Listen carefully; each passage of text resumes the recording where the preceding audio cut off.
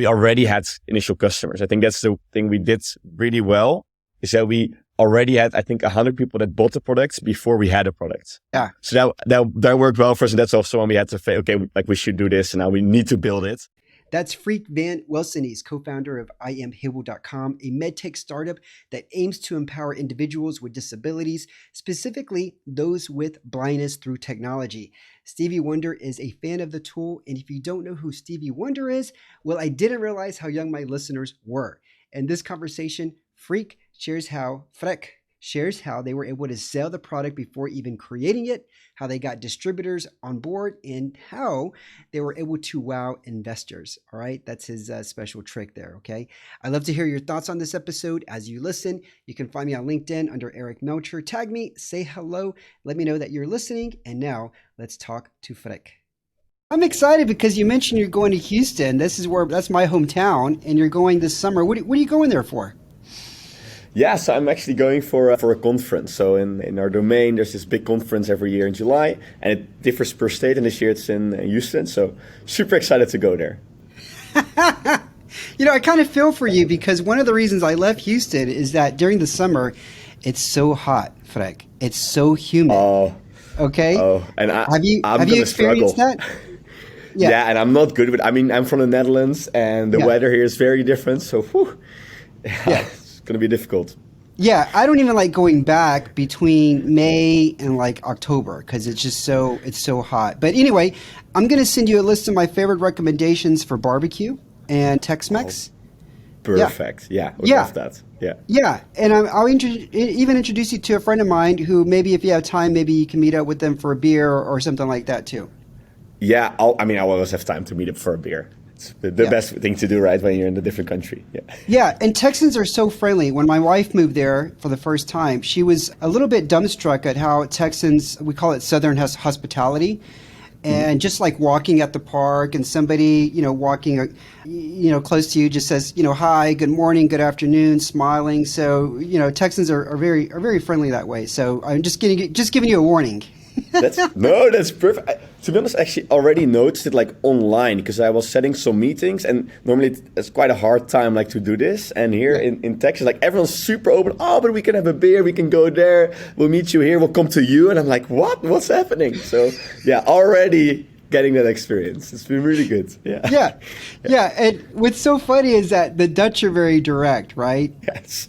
And I've had guests from like Lithuania, Romania, Bulgaria, France, and you guys are by far the most direct. So let me give you an example here. Typically, if I'm looking to get a guest on the show, I just send them like a short note. I'm like, hey, it's podcasts over 100 episodes, top 10% globally. I've had guests like, XYZ on the podcast, But then I've had people respond and say, okay, but I want to be more specific. Like, what's the number of downloads do you get? And like, what's the actual reach? And I'm like, I never get that kind of response anywhere.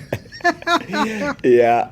I really have to like think about like the cultural differences when I'm speaking to people in other countries. I'm like, oh, okay, don't be too direct. Like it's not a normal thing to do, but you're so used to it. Oh, yeah. I think it's fun though. It's fun kind of because you get a lot of like response like, hey, why do you ask this like this, right? What's happening? So it's also I think it works really well. I think it works well. Yeah, if you're trying to get shit done and you need to get stuff moving fast, and especially if you're a startup, especially you just don't have time to like waste. It works well in that sense, I think.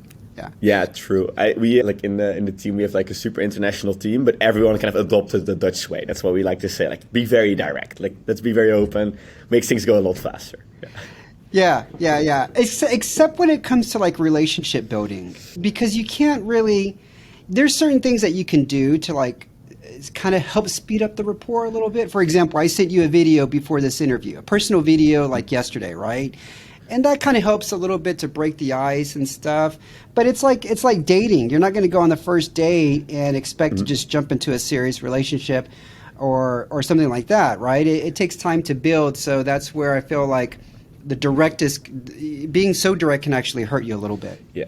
And to be honest, that's where I think that's always a struggle for me because you're like in a startup, you always try to go so fast. And I think as a first-time founder, patience is a really difficult thing. At least for me, it's really difficult. And I'm I'm doing a lot of relationship building. It's very important for my part of the work. And then you want to go so fast, but you can't do it too fast. But the video thing was great. I'm gonna steal that from you. I'm gonna do that as well. It works really well. I think it's a great thing to do. Yeah, steal it. Okay, so listen, I want to get into your background a little bit here, and let's see here. Before we get into I Am Hable here, you went to Silicon Valley for, I think you guys won an award, the Draper Silicon Valley Summer Pitch Prize event. Can you tell us about that? What was that experience like, Freek? Yeah, so I did win the award, but I actually didn't end up going to Silicon Valley, because the reason was I was already at some other place in the US, but and I was also actually in California. Okay. But again, I had to do something like in the industry. I met Stevie Wonder there, in fact, and because of that reason, I couldn't go to Silicon Valley. So I think it's a good trade-off. Stevie Wonder? Yeah, he's the musician. The musician. Yeah, he actually uses our product. All right.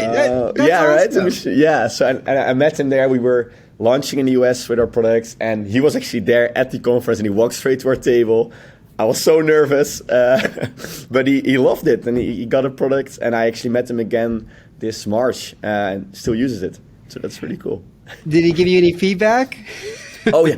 Oh, he was very technical. I was so, like, normally when I do a demo of the product, I go like 2 minutes max, go over the basics. And he just kept asking me like these very technical questions. Like, it was super advanced. So I was very surprised about how knowledgeable he actually was about the tech and using products like ours. Yeah. All right. How does he look? I mean, I have this image of him of like an old video where he's got long hair and he's moving his head like this. Like, what does he look like now? Yeah, I mean, I think that's true. Yes, it's longer. I mean, I was so nervous. I was more paying attention to all the guards like around him, because he had this whole squad of people that kind of escorted him into the building. He's very tall. Even for me, I'm Dutch, so we are generally quite tall. But he's very tall. But he's just a really friendly, great person. Yeah. Yeah.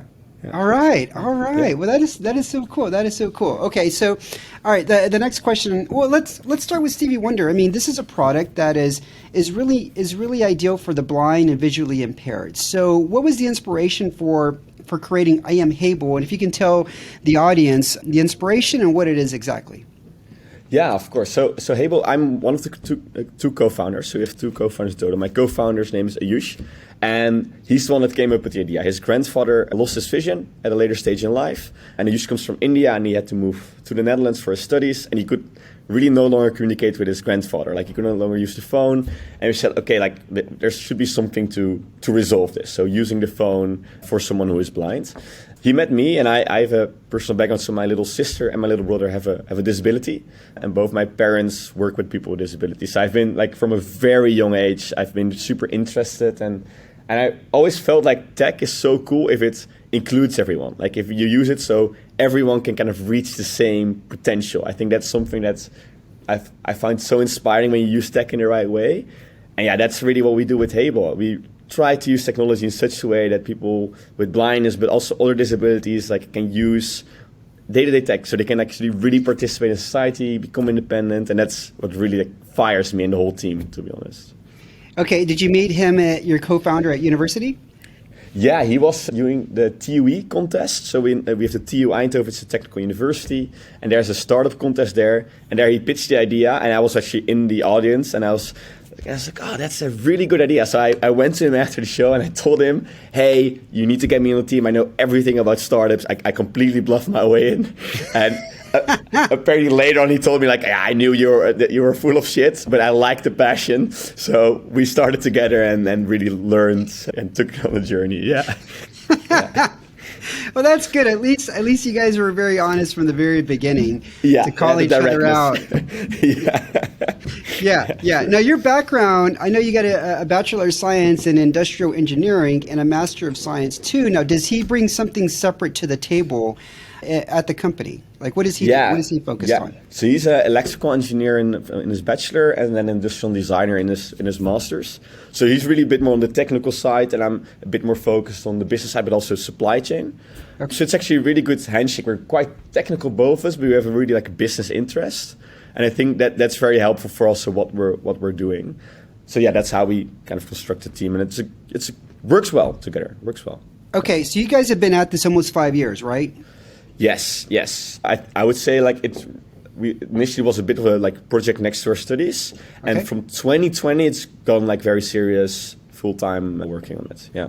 Okay, so what does serious mean? I guess, for your perspective, serious mean like you're trying to find beta testers, you're trying to find somebody who can actually build a product, manufacturers, like just take us through the process here.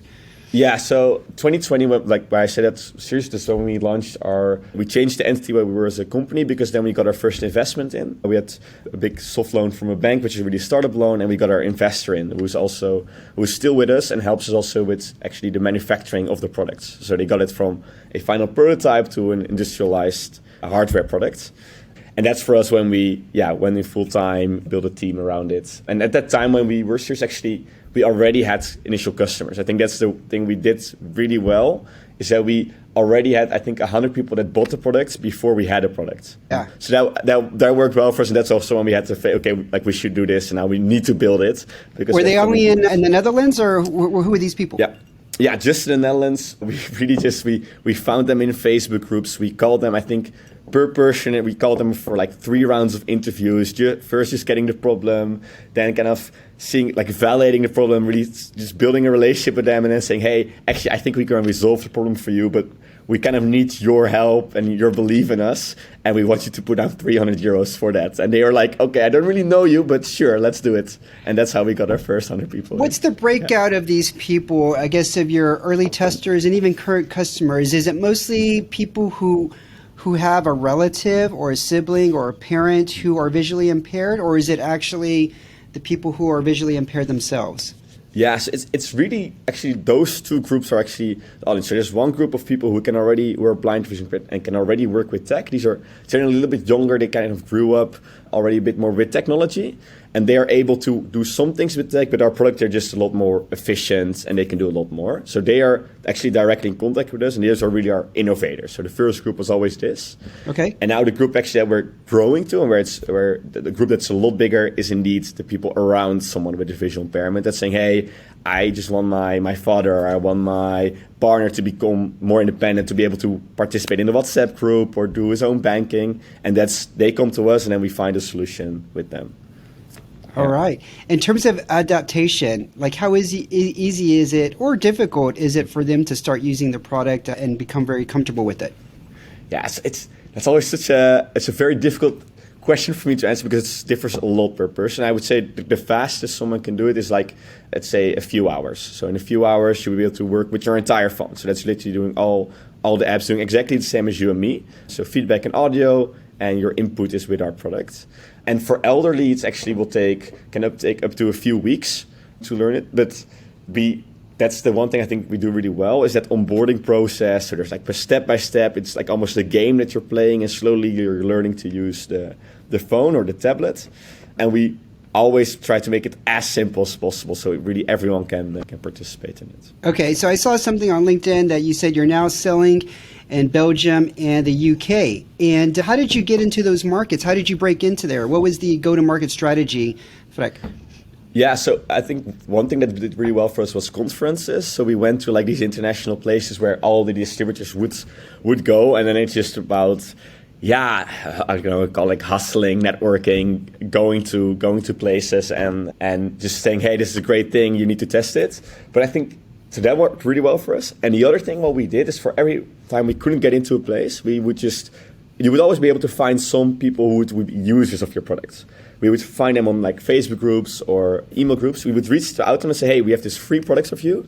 If you like it, we just request you to ask your distributor if you can buy it from them. So we wouldn't approach them, but our customers would approach our like distributors that we work with.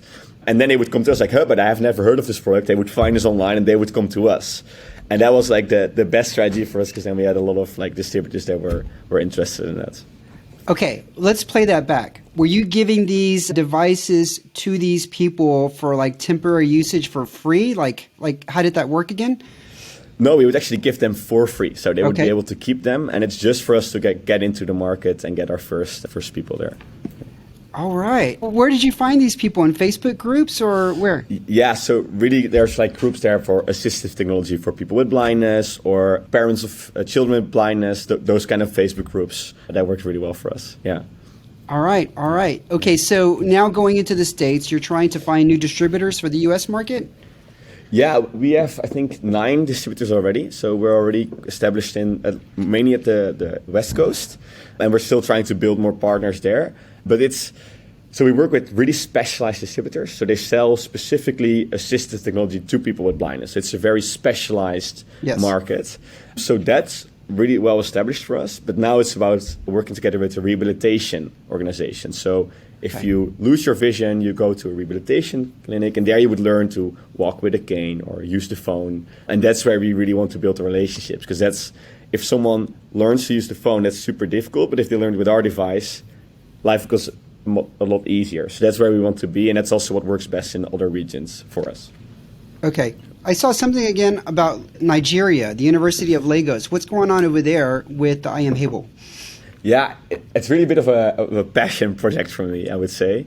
We recently actually started working a lot more in countries in Africa, and also some specific countries like the Philippines and Malaysia and Asia, because we can kind of, with our products, we turn like a tablet or a phone really into like a workstation. So in these countries, we work specifically with education, and this can be like universities or with high schools. And in those countries, like right now, if you're blind, if you're very low vision, it's super hard to ever even come close to getting a job. But with our device, we can pair it with a super cost effective, like super cheap tablet or phone, and we can get someone through education. And that is something like right now we donate, I think, 30 devices to a school in Nigeria, in Lagos, and that is just amazing. Like the impact you make there is like even bigger than we can make in any Western country. So that's why I think we want to do a lot more in the future. Yeah, that's just the difference you make for someone is so big. Like going from I cannot even attend school to I can probably get a job now later on that's so good. Yeah, Freek, you look too happy, man. You look so positive, energetic. You don't look like a typical startup founder that's like lack of sleep, worried about some different obstacles or struggles they're trying to overcome. So that's my next question for you. Like, what big hurdles have you guys had to overcome? Like, what's been the biggest obstacles and growing I Am Hable? Well, I mean, I'm generally, I think, a very happy, positive person, but we have, don't worry about it, we have enough struggles all the time, I would say. I think for us, one of the big struggles, and it's still, like, we're growing, we're doing well, but it's really hard to reach our audience. And initially, like, reaching the more techie people who can find us by ourselves, that's a lot easier. Like, they are already on the internet, but now we reach that second group, so people where it's family and friends, and that is super difficult, but because the family and friends, they don't really actually know a lot about blindness technology, so they don't really know, is this something for my partner, for my parents? So reaching that group is something where we struggle a lot. Like, we have to work with the organizations, and you're a small team, so you're really trying to find, okay, where do we focus on, what works? And because of that, like, some months you feel like you've done like super long work weeks, but it's been not effective at all because we're still experimenting. So sometimes you just do things and you put your heart into it, and then after a month you realize, well, that was worth nothing. We learned a lot from it, but it's helped the business like by 0%. Yeah. Over the next year, the next 12 months, what are you guys excited about in terms of, for I Am Hable? Yeah, so we are already working on our next product, which I think is really, really cool. One thing we learned really early on is that in this market, in this technology, there's no silver bullets. Like, there's so many specific kind of needs from people. Like, a lot of time, actually, in our market, like, we say people with blindness, but almost 30% of people with blindness have another disability as well. So that there's already like a lot of differences in that market. So we're working on a super cool tool that actually customizes based on the person. So it would really be different. Every different person that uses it would be different for them. And we're building that together with the organization. The cool thing is that we are in a lot of countries already. So instead of building it by our own, we're now co-creating it, I think, with like 15 organizations. And that is super cool. That is really exciting. Because then it's already being used even before it's like built. So that's really cool. What are some of the main disabilities that some people with blindness have? Yeah, a lot of people have cognitive disabilities combined with it, or a motor impairment. So like it's like one hand or not being able to use your hands in the same way as we are. Or if you think about it, like cognitive disabilities, it's people who have a lot more trouble at all understanding like language or understanding what a phone is or things like this. So really have to look from different angles, and we always need to work with experts like in these groups, and we need to work with the people directly, because it is impossible for us to even imagine how people think or how people work. And that's the most fun of what we do as well, because you learn so many different people, and you come up with so many like creative ideas every time, because you have to be very creative every time for every solution. Yeah. What's the market potential for this product specifically, the one that's designed for the visually impaired and the Braille, the handheld thing? Yeah, so like the numbers always thrown around, there's around 350 million people with a visual impairment around the world. So that's not glasses, but like low vision. But if you're honest about this, most of this is in very low-income countries, because there the healthcare is not as good, and that's why people lose their vision.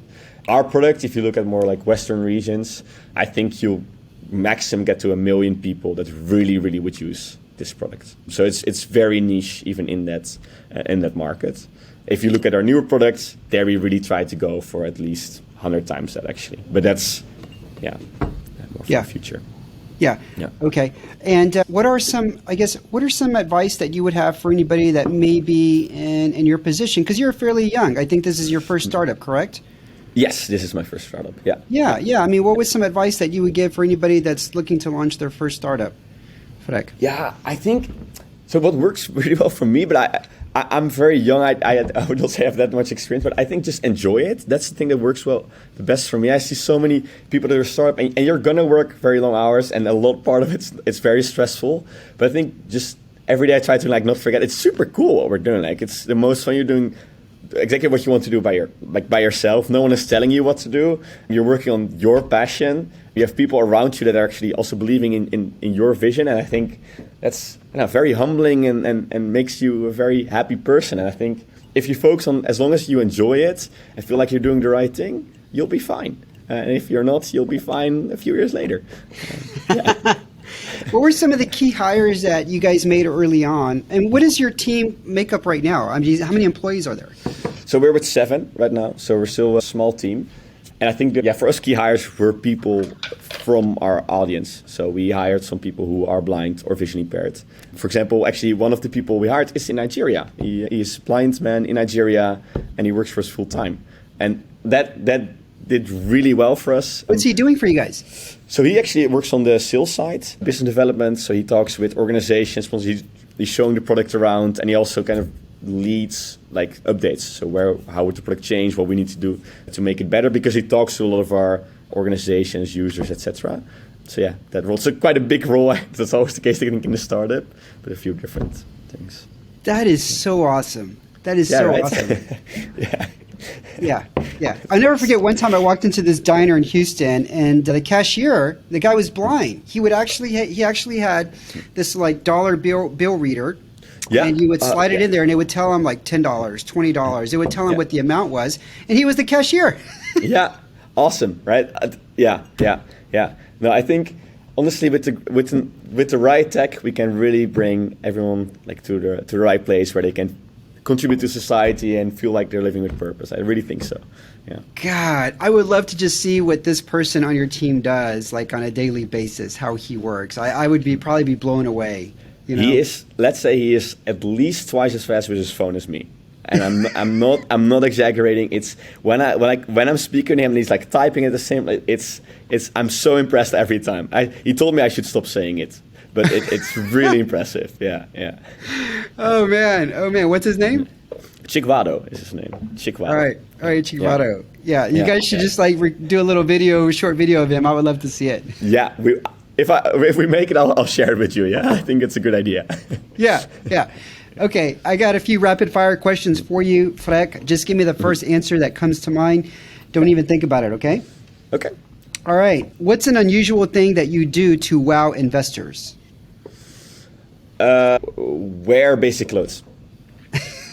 All right. Okay. What celebrity did you have a crush on as a teenager? I generally wouldn't know. I don't think I've done that. No. Okay. I don't think so. Yeah. What's something weird that you obsess about? I'm very much into gaming, and I watch all esports from games I don't even understand. Okay. Yeah. Okay. All right. Let's see. What was your first job? I worked in a supermarket. Okay. Yeah. Okay. And the last one for you here. Blank is the best advice a mentor ever gave you. Be yourself. That's it. Be yourself. Yeah. Don't change. Okay. That's it. Yeah. All right. Okay, Freek, where can people learn more about you and I Am Hable? At iamhable.com. If you Google Hable or iamhable.com, you'll find everything about us. Freek, thank you so much for being on Innovators Can Laugh. Thank you so much, Eric. It was great to be here. Yeah. Thank you.